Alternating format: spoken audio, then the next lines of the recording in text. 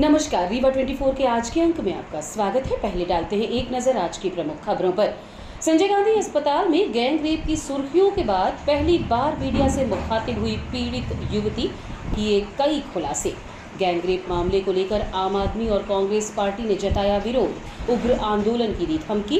रीवा संभाग में लू का बढ़ा प्रकोप, मरीजों से पटे अस्पताल और विश्व रक्तदान दिवस पर छात्राओं ने किया रक्तदान, लोगों से रक्तदान करने की अपील। इन खबरों को आगे हम विस्तार से देखेंगे। संजय गांधी अस्पताल कथित गैंग रेप की सुर्खियों के बाद आज पहली बार पीड़ित युवती आम आदमी पार्टी के नेताओं के साथ मीडिया के माध्यम से सामने आई और बड़ा खुलासा किया। रीवा संजय गांधी हॉस्पिटल में हुए गैंग रेप मामले में नया मोड़ आया है। पीड़िता ने आज आम आदमी पार्टी के साथ पत्रकार वार्ता करते हुए कई खुलासे किए। पूरी जानकारी के लिए आपको लिए चलते हैं पत्रकार वार्ता में, जहां पीड़िता के साथ आम आदमी पार्टी के नेता प्रमोद शर्मा भी मौजूद हैं।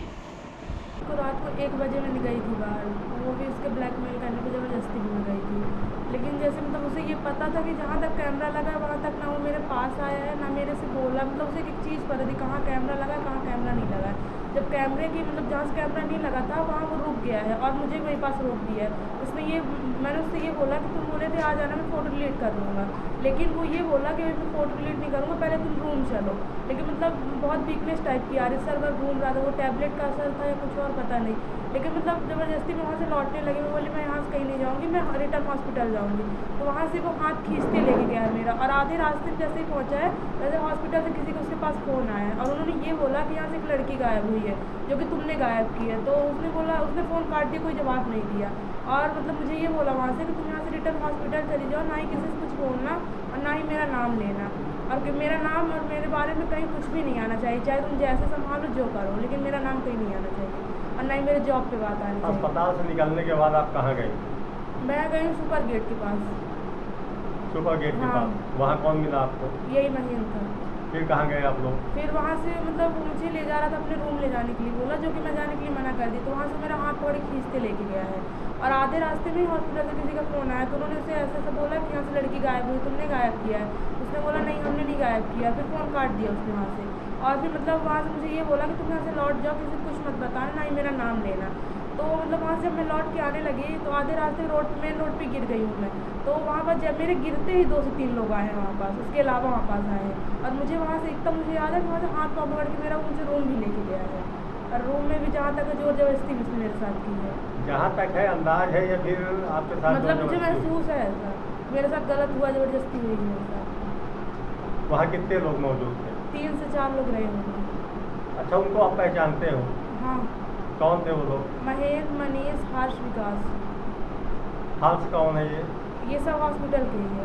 सभी हॉस्पिटल सब स्टाफ? हॉस्पिटल के ही है, हॉस्पिटल के बाहर कोई नहीं। ये कै बजे की घटना है? ये एक आधे 1 घंटे में वही थी, आधे 1 घंटे बाद में रिटर्न लौट के आई वहाँ से, और वो भी वहाँ से रूम से ला।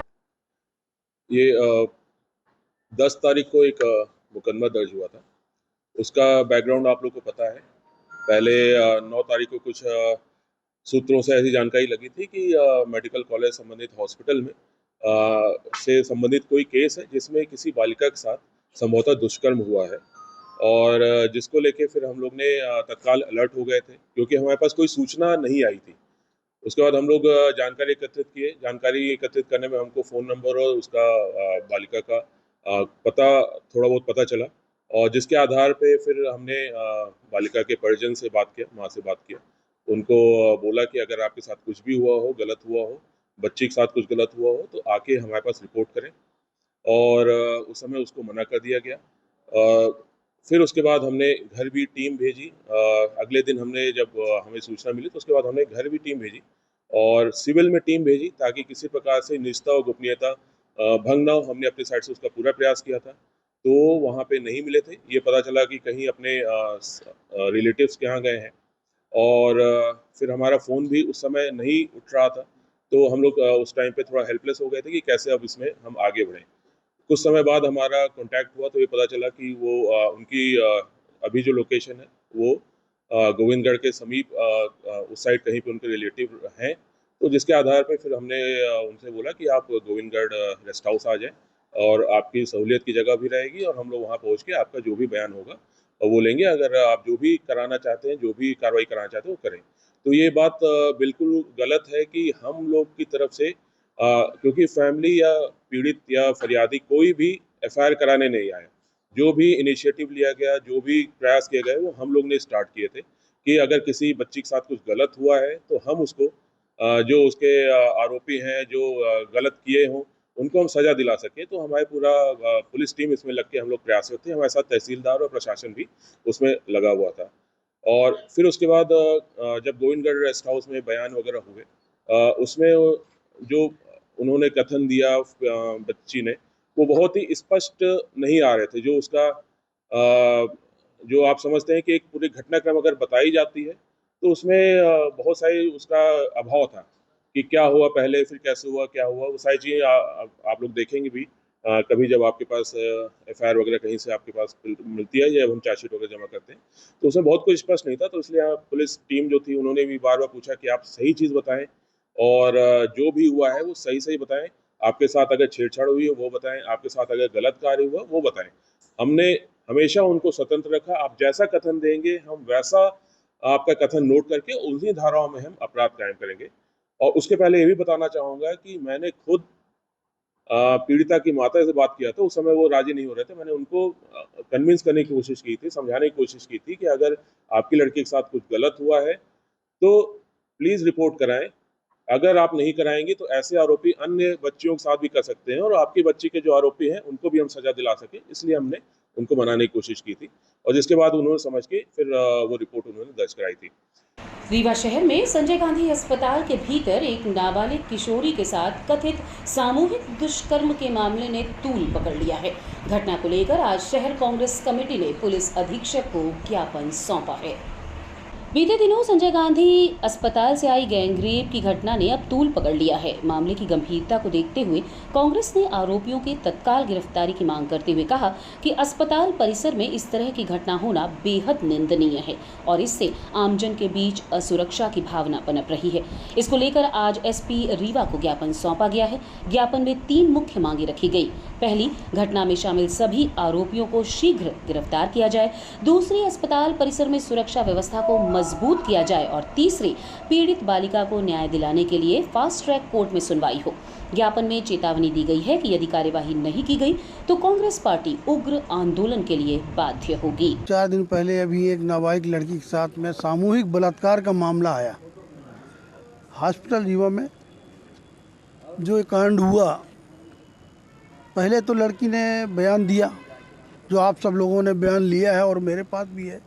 उसने स्पष्ट रूप से कहा है 4 लोगों ने मेरे साथ गलत किया है, मुझको गलत गोलियां दी गई, हमको नशे किए और हमको खसीट के ले गए और हमारे साथ गलत किया।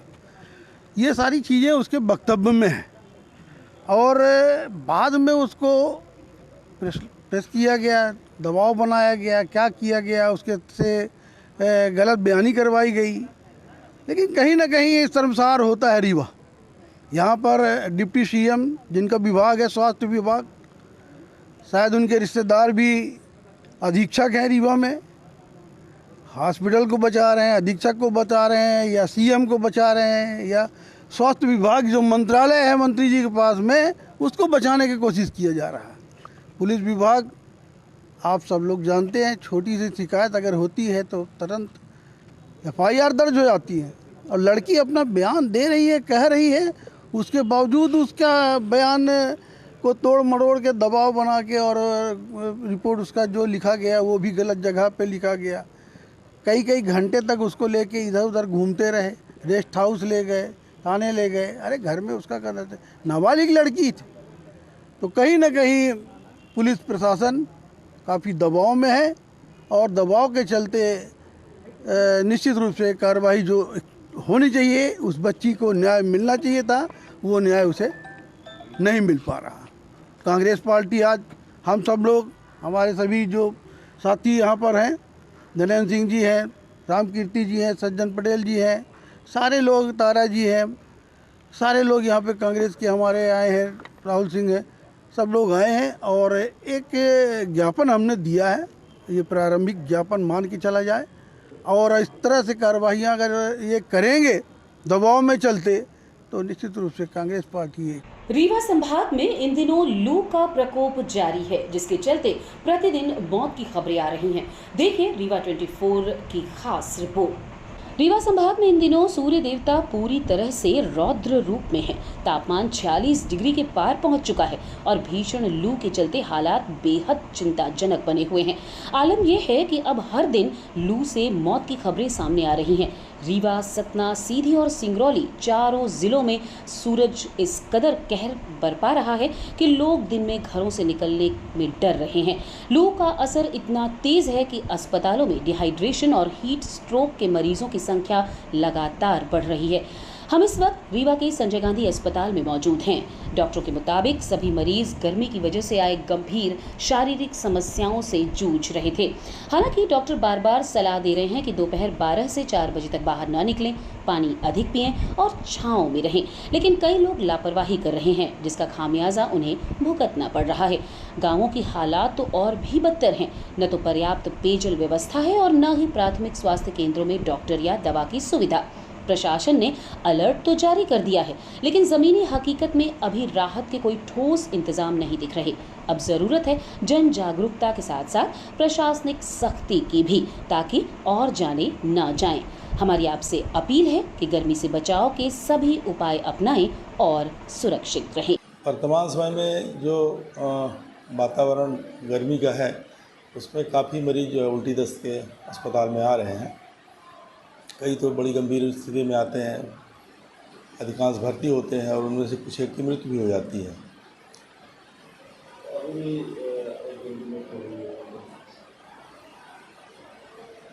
बीच बीच में बच्चे, बड़े, बूढ़े सभी तरह के मरीज आ रहे हैं। गांव से भी मरीज आते हैं और गर्मी इतनी ज़्यादा है, इस तरह की लू की चपेट में आ जाने के कारण जो है ना, शरीर में पानी की कमी हो जाती है और इस तरह से उनको गंभीर अवस्था में भर्ती करते हुए बचाना ज़रा मुश्किल हो जाता है। सर, इसमें बचाव का क्या है, इसमें क्या करना चाहिए? सावधानी क्या है?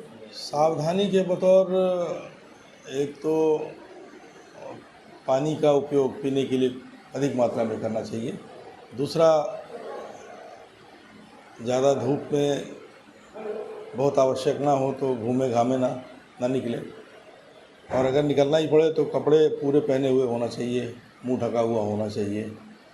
लेकिन पानी की मात्रा पर्याप्त होनी चाहिए, चाहे साधारण पानी के रूप में या इस समय आम का पन्ना उपलब्ध होता है, आम का पन्ना वगैरह, शरबत वगैरह, इस तरह की चीज़ें लेकर के चलें और साथ में भी पानी लेकर के चलें तो अति उत्तम होगा। अज्ञात कारणों के चलते श्रमिक ने जहर का सेवन कर लिया, जिसे इलाज के लिए संजय गांधी अस्पताल में भर्ती करवाया गया है, जहां उसकी मौत हो गई। रीवा के चुरहटा थाना क्षेत्र में बीती शाम एक युवक को अचेत अवस्था में देखा गया। जब लोगों को पता चला कि युवक ने जहर का सेवन किया है तो उसे अस्पताल उपचार के लिए लाया गया, जहां उपचार के दौरान उसकी मौत हो गई। परिजनों ने बताया कि खेड़िया असरार निवासी कमलभान सिंह रीवा के बीटीएल फैक्ट्री में श्रमिक का काम करता था और अपने परिवार के साथ उसी क्षेत्र में किराए का मकान लेकर रहता था। मृतक के चाचा ने बताया कि बीती शाम तकरीबन 4 बजे उसे ये सूचना मिली कि कमलभान बेहोशी की हालत में चुरहटा के यूनियन बैंक के समीप खड़ा हुआ है। चाचा का कहना है कि उसे मृतक कमलभान ने बताया कि उसने जहर का सेवन कर लिया है और मानसिक परेशानी के कारण उसने ये कदम उठाया है। हालांकि परेशानी क्या थी, इस बात का खुलासा नहीं हुआ। बताया जा रहा है कि मृतक की पत्नी अपने बच्चों के साथ मायके गई हुई थी और घटना के समय कमलभान घर में अकेला रह रहा था। जानकारी मिलने के बाद पुलिस ने परिजनों से संपर्क किया और घटना से संबंधित सभी पहलुओं की जांच की जा रही है। घटना ये हमको शिवेंद्र सिंह के बालक बताए कि तुम्हारा भतीजा रोड में पड़ा, चक्कर मार दी इसी। तो हम घर से आए तो इसको दिखे तो पड़ा था, तो मैंने इसको पानी दिया पीने को और मुंह धोया। इसके बाद ऑटो में लादा, सीधे हॉस्पिटल ले आए। तो रास्ता में हमको बताया कि चाचा हमको बचा लीजिए। हमने पावजन खाया। ये नहीं बताया कहाँ है? नहीं, ये कैसे टेंशन में खा लिया हूँ, चाचा बचा लो हमको, बस इतनी बात हमको मालूम। बस अब नहीं, ये नहीं बता पाया। हम अकेले थे, खुद ऑटो में लिए थे उसको, कोई नहीं था मेरे साथ। कहाँ रहते, कहाँ पे? हम रहते चौराटा में। ये कहाँ रहते? ये भी चौराटा के किराए से रहते थे किराए से रहते? जी। परिवार भी है? परिवार लिए थे, परिवार घर में कमरे में नहीं था, मायके में था। कब से? ये महीनन से नहीं थे, गांव में थे। हाँ, शादी थी माई शादी थी मायके में, तो गांव में थी। साल की 8 तारीख वहाँ उनकी बहन की शादी थी। ये शाम की घटना है। हैं? शाम की घटना है। जी, शाम की घटना है। कल 4 बजे हम इसके लिए ये 7 बजे करीब। यहाँ लाए तो खत्म हो गई। नहीं, इलाज चला है इसका सर, इलाज चला हुआ है। और रुकेंगे एक छोटे से विराम के लिए। आप बने रहिए रीवा 24 न्यूज के साथ। हड्डी जोड़ एवं रीढ़ रोग तथा स्त्री रोग एवं प्रसूति रोग का इलाज एक ही छत के नीचे। विघ्नहर्ता hospital and trauma centre, hotel landmark के पास, रतहरा, रीवा। डॉक्टर संतोष सोनी, पूर्व चिकित्सक, बॉम्बे हॉस्पिटल, मुंबई। हड्डी जोड़ एवं रीढ़ रोग विशेषज्ञ, छोटे चीरे एवं दूरबीन विधि द्वारा हाथ तथा पैर की हड्डियों का ऑपरेशन। गठियाबात, जटिल एवं बिगड़े हुए फ्रैक्चर का बेहतर इलाज करते हैं डॉक्टर संतोष सोनी। विघ्नहर्ता हॉस्पिटल ट्रॉमा सेंटर में ही स्त्री एवं प्रसूत रोग विशेषज्ञ डॉक्टर शैलजा सोनी भी उपलब्ध हैं, जिनकी देखरेख में नॉर्मल डिलीवरी, सिजेरियन ऑपरेशन एवं बच्चेदानी से संबंधित ऑपरेशन की बेहतर सुविधा। संतानहीन दंपत्ति तत्काल संपर्क करें। विघ्नहर्ता hospital and trauma centre, hotel landmark के पास, रतहरा, रीवा। सुविधाजनक एवं सफल इलाज हेतु आज ही संपर्क करें। विघ्नहर्ता hospital and trauma centre, hotel landmark के पास, रतहरा, रीवा। मोबाइल नंबर 7828781983 अथवा 8462956774 पर। रीवा के संजय गांधी अस्पताल में बड़ी प्रशासनिक लापरवाही सामने आई है। रीवा के संजय गांधी अस्पताल में एक बार फिर बड़ी प्रशासनिक लापरवाही सामने आई है। आए दिन सुर्खियों में रहने वाला संजय गांधी अस्पताल आपसी झगड़े का केंद्र बनता जा रहा है, जहां अपने परिजनों के इलाज कराने आए लोगों ने कई गंभीर आरोप लगाए हैं। उनका कहना है कि अपने मरीज को लेकर संजय गांधी अस्पताल में 3 महीने से इलाज चल रहे हैं। 2 बार ऑपरेशन अनसक्सेसफुल हो चुका है। तीसरी बार फिर फोन करके ऑपरेशन के लिए बुलाया गया, लेकिन अचानक ऑपरेशन रोक दिया गया और कहा गया कि ऊपर से ऑर्डर आया है। ये ऊपर का ऑर्डर किसने दिया, क्या है पूरी वजह, खुद सुनिए पीड़ित परिवार से। इसमें 26 मार्च को एडमिट हुआ था और 1 अप्रैल को मेरा ऑपरेशन हुआ है फेस्टुला बनाने के लिए, लेकिन उसमें हमें 11 बजे से लेकर और 6 बजे तक शाम तक वहाँ चीड़ा करके और लेटाए रहे। ऑपरेशन में 3-4 बार उसको टाँका लगाया और सेट किया, फिर सक्सेस नहीं हुआ तो आपस में डॉक्टर लोग चर्चा कर रहे थे, पुष्पेंद्र शुक्ला सर जी और 2 आदमी डॉक्टर थे, तो चर्चा कर रहे थे कि क्या किया जाए, सक्सेस नहीं हो रहा, कुछ समझ में नहीं आता है। तो फिर किसी दूसरे डॉक्टर को फ़ोन कर बुलाया है। जब उन्होंने डॉक्टर साहब ने आया तो बोले कि भाई अभी तक क्यों नहीं बुलाया, तो बोले कि थोड़ा मैं सीख लूँ, इसके बाद अगर नहीं समझ में आएगा तो फिर बुलाएंगे। फिर ये पाठक सर को, अभी हम ये नहीं जानते पाठक सर कौन है, फोन लगाकर बोले थे, बुलाए थे तो उनसे बोला, पुष्पेंद्र शुक्ला सर बोले थे कि मैं सीख रहा हूँ, सीख लेना चाहते थे, इसलिए पहले नहीं बुलाया। जब नहीं सक्सेस हुआ तो मैं लास्ट में आपको फोन करके बुलाया हूँ, तो उसने आधा घंटे के अंदर बना दिया। छुट्टी दे घंटे ऑपरेशन चला था हमारे पेशेंट 11 बजे किए हैं, 11 बजे से 5:15 बजे निकाले वहाँ से 6 घंटे 3-4 बार उसको टाँका लगाए खोले, वो सक्सेस नहीं हो रहा था। बोले क्या किया जाए, समझ में नहीं आ रहा है। पुष्पेंद्र सर जी ने ये बोले कि हमारे समझ में नहीं आ रहा क्या किया जाए।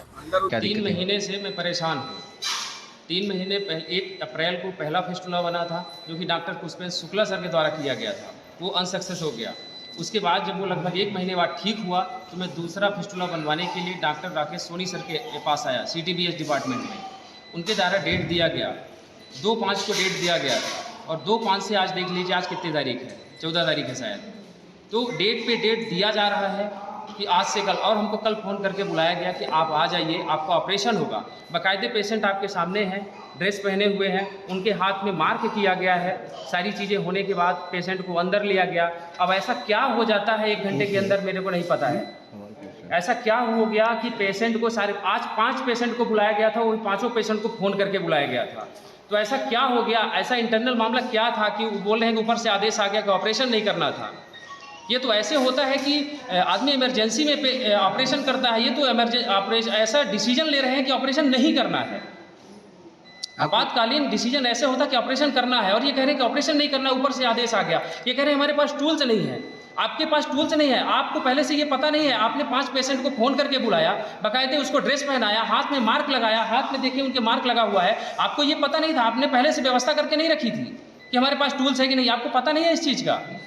ये किसकी जिम्मेदारी है? सबसे पहले ऑपरेशन कब हुआ था? ऑपरेशन हुआ था 1 मार्च को, डॉक्टर पुष्पेंद्र शुक्ला सर 1 अप्रैल को। तो ऑपरेशन सक्सेस था? ऑपरेशन सक्सेस नहीं हुआ। क्या समस्या आई थी? समस्या ये आई उसमें, जब मैंने दोबारा उसमें सोनोग्राफी करवाया तो बताया गया डॉक्टर के द्वारा कि चल नहीं रहा है फिस्टुला, इसमें से डायलिसिस नहीं हो पाएगा, दोबारा फिस्टुला बनवाना पड़ेगा। दोबारा से बनवाया गया?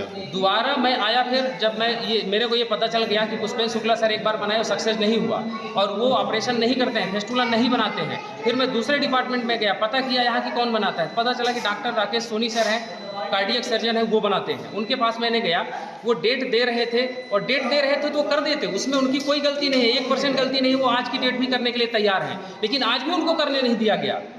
किसके? विश्व रक्तदान दिवस के अवसर पर आज रीवा जिला अस्पताल में एक विशेष रक्तदान शिविर का आयोजन किया गया। इसमें जीडीसी और वेटनरी कॉलेज के दर्जनों छात्र छात्राओं ने बढ़ चढ़कर हिस्सा लिया। 14 जून विश्व रक्तदान दिवस पर रीवा जिला अस्पताल में युवाओं का उत्साह देखने लायक था। शासकीय स्नातकोत्तर महाविद्यालय और वेटनरी कॉलेज के छात्र छात्राएं सुबह से ही अस्पताल परिसर में जुटे रहे और स्वेच्छा से रक्तदान किया। इस शिविर का उद्देश्य युवाओं में रक्तदान के प्रति जागरूकता बढ़ाना और ज़रूरतमंदों के लिए रक्त उपलब्ध कराना था। आयोजन में डॉक्टरों और अस्पताल प्रशासन ने भी युवाओं की सराहना की। बृहद आयोजन की प्लान किया गया है। अभी हम एक्सपेक्ट कर रहे हैं कि हम मिनिमम 100 ब्लड डोनेट करा पाएंगे। ये अत्यधिक पुण्य कार्य है। इस कार्य में हमें हमारे मुख्य चिकित्सा एवं स्वास्थ्य अधिकारी के साथ साथ हमारे वरिष्ठ अधिकारियों, आदरणीय कलेक्टर मैडम, आदरणीय नगर निगम कमिश्नर सर का बहुत सहयोग प्राप्त है, तथा हमारी कई संस्थाएं हैं जो कि हमें इस कार्य में पूरा सहयोग कर रही हूँ।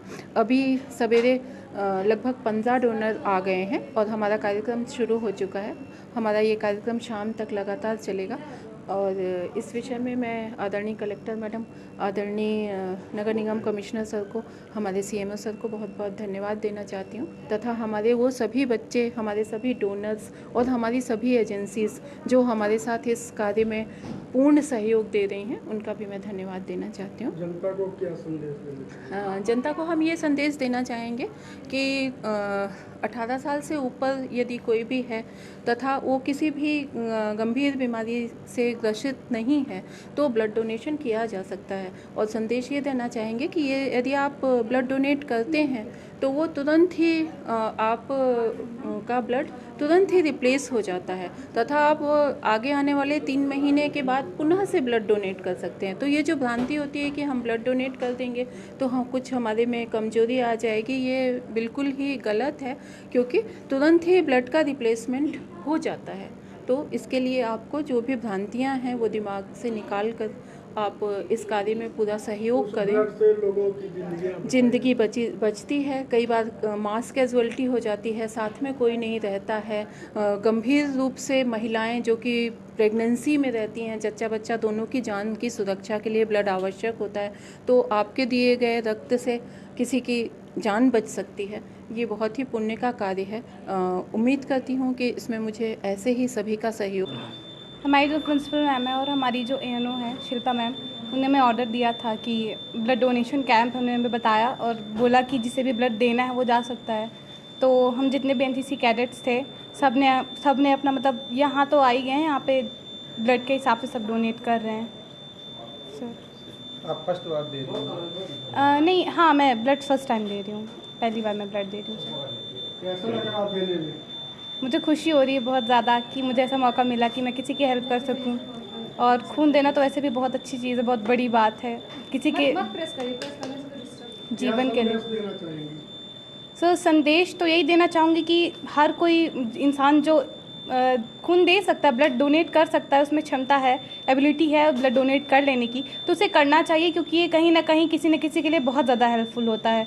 और जब किसी को ज़रूरत पड़ती है तो उसके लिए एक बूंद की कीमत क्या होती है वो वही जानता है। तो मैं सबसे यही कहना चाहूँगी कि जिसके पास भी एबिलिटी है कि वो दे सके ब्लड, तो प्लीज़ डोनेट करें। रीवा पुलिस को बड़ी सफलता मिली है। 1 क्विंटल 30 किलो गांजे के साथ शातिर तस्कर को गिरफ्तार किया गया है। रीवा पुलिस को बड़ी सफलता मिली है। 1 क्विंटल 30 किलो गांजे के साथ शातिर तस्कर को गिरफ्तार किया गया है। आज एक बड़ी सफलता मनगवा पुलिस को मिली है और जिसमें एक आरोपी भोले जायसवाल उर्फ जितेंद्र, ये एक बड़ा तस्कर है जिसकी काफ़ी समय से तलाश भी थी। यहाँ भी रीवा में भी उसके केसेस रहे हैं और डिंडोरी जिले और जगह पे भी ऐसे ही पता चला कि अन्य जिलों में भी उसके केसेस रहे हैं और उससे करीब आज 1 क्विंटल 21 किलो गांजा पकड़ा गया है और एक स्कॉर्पियो गाड़ी पकड़ी गई। करीब 5 लाख रुपए भी उससे जब्त किए गए हैं और उससे बाकी चीज़ें भी अभी पूछताछ लगातार चल रही है। अभी कार्रवाई चली रही है उसमें और उसके बाद उसका पीआर लेके उससे बाकी पूछताछ की जाएगी। आज की खबरों में बस इतना ही। नई खबरों के साथ कल होंगे पुनः उपस्थित। अब दीजिए इजाजत। नमस्कार।